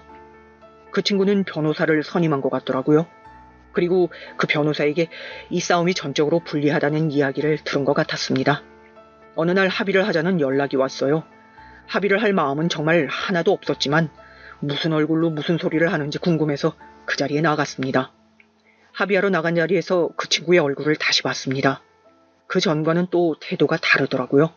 분명 변호사의 조언을 듣고 온 거겠죠. 제가 사과를 어떻게 하면 마음이 풀어지실지 말씀해 주시면 다 하겠습니다. 그렇게 말하며 고개를 숙이더라고요. 속으로는 온갖 욕을 하고 있을 거라는 걸 듣지 않아도 알 수 있었습니다. 저는 합의를 할 마음이 없는데요. 그럼 여긴 왜 나오신 건지, 무슨 말을 할지 궁금해서. 그 친구가 자리에서 벌떡 일어났습니다. 변호사가 말리려는 듯 친구의 팔을 다급히 잡았지만 이미 때는 늦은 뒤였어요. 저에게 주먹을 날렸거든요. 그대로 그 안에 모든 사람들이 굳었습니다. 물론 그 친구는 씩씩거리느라 아직 자신이 무슨 짓을 저질렀는지 모르는 모양이었고요. 변호사가 다시 한번 그 친구를 끌어당기며 뭐라 중얼거리니 아차 하는 표정을 짓더군요. 저는 그 자리에서 바로 일어났습니다. 억지로 하는 사과인 거 확인했으니까 가볼게요. 오늘 폭행건은 일단 병원 가서 진단서 끊고 추가 기소할 거니까 그런 줄 아시고요. 야, 그게 아니고, 야! 나가는 제 뒤에 대고 저를 부르는 그 친구를 무시하고 그 커피숍을 나왔습니다. 나오는 길에 CCTV 가지러 올 테니 보관 잘 해두시란 말도 커피숍에 하고 나왔고요. 그렇게 재판은 친구에게 상당히 불리하게 돌아갔어요. 합의하러 나간 자리에서도 주먹을 날린 게 가장 결정적이었습니다. 그 친구는 받을 수 있는 최대치의 보상금과 벌금을 내야만 했어요. 물론 제 지위가 판결에 도움이 되긴 했을 겁니다. 완전히 후련하진 않았지만요. 그리고 동네에도 안 좋은 소문이 다 난 것 같더라고요. 뭐 조폭이었네, 일수꾼이네 하는 것들이요. 저에게 폭력을 행사했다는 이야기까지 이미 소문이 다 나서 그 친구 가족들이 고개를 제대로 들고 다니지 못한다고요. 집을 내놨다는 이야기까지 들었습니다. 복수 아닌 복수를 했다고 생각했어요. 뭐 의도한 건 아니고 그 친구가 자초한 결과긴 했지만 말입니다. 그 뒤로 신기하게 그 친구 꿈을 꾸지 않아요. 꾸더라도 꿈속에 저는 그 친구에게 일방적으로 당하는 것이 아닌 맞서 싸웁니다. 그 일이 저에게 큰 전환점이 되긴 한 모양이에요. 키가 크고 덩치가 커지고 힘이 세지고 인정받는 경찰이 되어 일하면서도 왜 그 친구와 내 과거를 떨쳐내지 못하는지 의문이었는데 이제 매듭이 지어진 느낌이었습니다. 중학교 때 동창들과는 사실 연락을 하고 지내는 편이 아니었는데 그 일이 있고 나서 어디서 소문을 들었는지 중학교 때 동창들이 하나둘 연락이 왔어요. 사실 반갑지는 않았습니다. 그때 방관하던 친구들에 대한 앙심이 아직 남아있는 것은 아니었지만 이제와 연락을 하는 저희가 너무 뻔하게 보였기 때문이에요. 아니나 다를까 찾아온 친구들은 하나같이 제 직위를 이용해야 하는 부탁들을 해왔습니다. 네가 이렇게 잘 될 줄은 몰랐다. 너무 달라졌다 하면서요. 의도가 너무 보이는 그 만남들과 부탁들을 죄다 거절하면서 한편으론 너무 씁쓸하더라고요. 그때는 그렇게 모른 척했던 친구들이 서로 아는 척을 하러 난리인 것 말입니다. 많은 소송이 끝나고 그 친구가 저와 저희 아버지에게 물어줘야 할 피해보상금이 수천에, 입주민들이 따로 걸었던 피해보상 소송까지 빚을 지게 생길 만큼 많은 보상금 지급 명령이 떨어졌습니다. 어느 날은 아이를 안고 와서 무릎을 꿇더라고요. 내가 정말 미안하고 잘못했다. 아직 아이도 어리고 그 많은 보상금을 다 줄 여력도 없어. 한 번만 용서해주면 안 되겠냐? 나를 봐서가 아니라 우리 집 식구들을 봐서. 안고 온 아이가 아직 어리긴 하더라고요. 듣자 하니 늦게 결혼을 해 늦게 얻은 아들이라는 걸 지나가듯 들은 적이 있는 것 같았습니다. 그 아이를 보니 저도 흔들리긴 했어요. 특히 아버지가 많이요. 그 친구가 사람이 될지 안 될지는 모르겠지만 일단은 아이는 죄가 없으니 적정 수준에서 합의를 해주는 게 어떻겠니? 아버지의 그 말에 어머니는 과거에 애를 괴롭혔던 애를 그냥 이렇게 용서해 줄 수 없다고 천사나하셨다며 아버지를 나무라셨지만 사실 저도 그 친구의 반성 여부를 떠나 과거의 트라우마에서 어느 정도 벗어난 상황이었기 때문에 그전처럼 괘씸하거나 화가 나지 않았던 건 사실이었습니다. 그래서 그 친구를 보자고 했어요. 지난번에 만났던 그 커피숍으로 나온 친구는 그전보다 더 헬쑥해져 있었습니다. 연락줘서 고맙다. 내가 고소한 건에 대해서는 합의해 주는 걸로 할게. 근데 다른 입주민들의 고소는 네가 알아서 해. 그리고 너 때문에 해주는 거 아니고 네 아들 봐서 해주는 거니까 이제는 진짜 사고치지 말고 잘 살아라. 제 말에 연신 고맙다고 고개를 꾸벅꾸벅 거리더라고요. 뭐 좋은 년으로 만난 것도 좋은 추억이 있는 것도 아니고 잘 지내라는 말이나 또 보자는 말은 못하겠다. 그냥 사고치지 말고 살아. 그렇게 말하고는 일어서서 자리를 나왔습니다. 아버지는 회복하셔서 다시 출근을 하세요. 말렸는데 고집이 워낙 세셔서 어쩔 수 없더군요. 뭐 이제 거기 입주민들도 아들이 뭐하는 사람인지 알고 찾아와서 한 말들을 보면 큰일은 없겠지 싶어서 그냥 하시게 뒀습니다. 그리고 그 친구는 이사를 갔어요. 낯도 다 팔렸고 소문도 이상하게 난 마당에 더 이상 그 아파트에서 살 수는 없었겠죠. 이 이야기가 여기서 이렇게 마무리가 됐다면 참 좋았을 텐데 그러지 못했습니다. 어느 날 모르는 번호로 전화가 왔어요. 직업의 특성상 그런 번호로 오는 전화도 다 받기 때문에 그냥 받았습니다. 그렇게 듣게 된 이야기는 크게 놀랍진 않았어요. 누군가 사고를 치고 자신의 전화라면서 제 연락처를 주고 다닌다는 이야기였습니다. 이 일을 하면서 한두 번 겪은 일이 아니었기 때문에 놀라울 건 없었어요. 범죄자를 상대하는 일을 하고 있고, 어떤 사람은 앙심을 품고 또 어떤 사람은 제 덕을 보기 위해 생각 없이 저를 사칭하고 다닌 일이 종종 있었습니다. 누군지 알고 처벌은 해야 했기 때문에 피해를 봤다는 곳을 찾아갔어요. 그곳은 그냥 평범한 술집이었습니다. 저희 동네 바로 옆 동네였기 때문에 가는데 오래 걸리지도 않았어요. 제가 갔더니 주인이 그 전화번호의 주인 맞냐며 놀라더군요. 그날 사고친 사람이 아닌 처음 보는 사람이 들어와서 놀란 모양이었습니다. 인상착의 기억하세요? 그냥 험상궂고 덩치 크고 술에 취해서 난장 부리는 걸 말렸더니 자기가 누군지 아냐면서 휴대폰 번호를 적어주고 갔어요. 물어낼 거 있으면 여기로 전화하라면서. CCTV는요? 그랬더니 사장이 난감한 얼굴로 그러더군요. 고장이 나서 그때 녹화분이 없다고요. 이렇게 되면 좀 오래 걸리겠는데 하고 중얼거렸습니다. 어쨌든 경찰을 사칭한 거니 잡아야 했어요. 처벌의 강도도 낮지 않을 거고요. 그렇게 골치 아파하고 있는데 뜻밖의 사람에게 그 사람의 정체를 듣게 됐습니다. 또다시 모르는 번호로 전화가 와서 이번에도 그런 일인가 하고 받았더니 이름도 제대로 기억하지 못하는 동창이더라고요. 절대 이야기하지 말라고 말하면 죽여버린다 그랬는데 아무리 생각해도 네가 알아야 할 것 같아서. 그리고 나중에 나까지 말리면 너 어떡하나 싶고. 그 동창의 말을 듣자 하니 제가 그렇게 합의를 해준 뒤로 여기저기 저에 대한 안 좋은 이야기를 엄청 하고 다니면서 언젠가는 이 소모를 다 갚아줄 거라 하고 다닌 것 같더라고요. 역시나 예상대로 정신을 못 차린 게 분명했습니다. 그러면서 제 전화번호를 그날 뿌린 것도 그 친구라는 이야기를 해줬습니다. 한창 술을 마시다 옆 테이블이랑 시비 아닌 시비가 붙었는데 그 친구가 갑자기 자기가 누군지 아냐면서 제 신분을 팔았답니다. 나중에 나오면서 왜 그러냐 물으니 자기도 모르게 그렇게 됐다며 어디 가서 절대 말하지 말라고 했다네요. 정말 기가 찼습니다. 그렇게 저를 경멸하고 제 발 아래로 보며 저를 괴롭힐 때는 언제고 이제는 저의 신분을 이용하고 다닌다는 사실이 말입니다. 곧장 그 친구에게 전화를 했어요. 여보세요? 네가 웬일이냐? 아무렇지 않게 전화를 받는 것도 정말 기가 막혔습니다. 너 내 신분 팔고 다닌다며? 그랬더니 정말 제가 모를 거라 생각했는지 한동안 말이 없더라고요. 경찰 사칭하고 다니는 게 얼마나 큰 죄인지 알고는 그랬냐?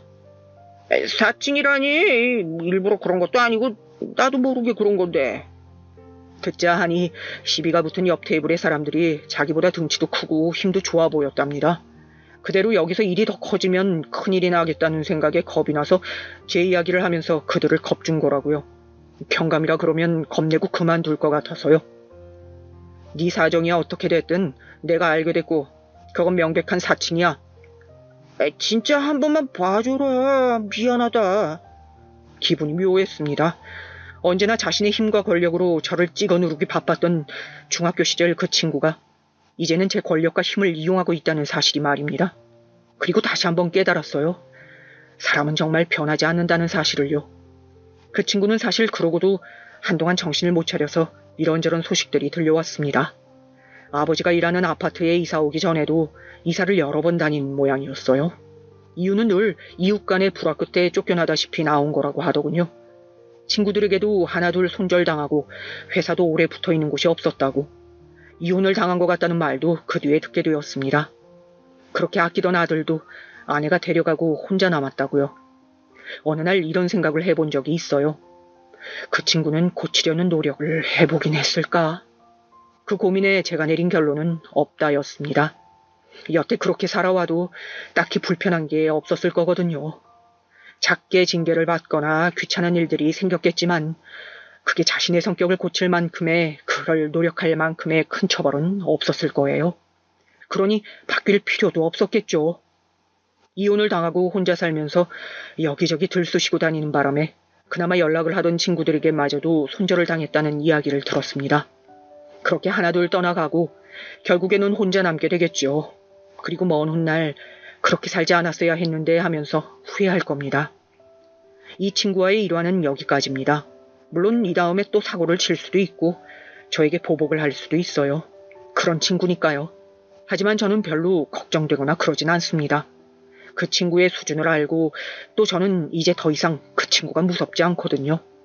그 친구가 무서워서 덜덜 떨던 중학생의 저는 이제 더 이상 그곳에 없어요. 이번 일을 겪으며 가장 많이 변한 부분은 그 부분입니다. 과거의 그 악몽 같던 일에서 벗어날 수 있게 된 거요. 아무리 성공하고 외형이 달라졌어도 그런 상처는 쉽게 지워지지 않았거든요. 경찰서에도 제가 과거에 그런 일을 당했었다는 게 소문이 난 모양이더라고요. 와서 다들 한마디씩 했어요. 박경감의 그런 모습은 정말 전혀 상상이 되지 않는다고요. 사람은 참 외형만 봐서는 어떤 일을 겪고 어떤 삶을 살아왔는지 알 수 없는 것 같습니다. 가만히 있어서 극복되는 것들이 있고 아닌 것들이 있는 것 같아요. 물론 많이 극복했다고 생각하면서 열심히 살아왔지만 그 친구는 저에게 극복되지 않는 영역이었습니다. 그런데 이제는 완전히 극복했어요. 제 노력도 중요하지만 그것만으로 되는 것이 아닌 만큼 잘못을 했을 때 그에 맞는 적절한 처벌과 주변 사람들의 관심은 언제나 필요합니다. 혹시 주변에 그런 사람들이 보이거든 그냥 방관하지 마세요. 방관도 당하는 사람 입장에서는 큰 폭력이고 트라우마니까 말입니다. 오늘 제 이야기는 여기서 마칠게요. 들어주셔서 감사합니다.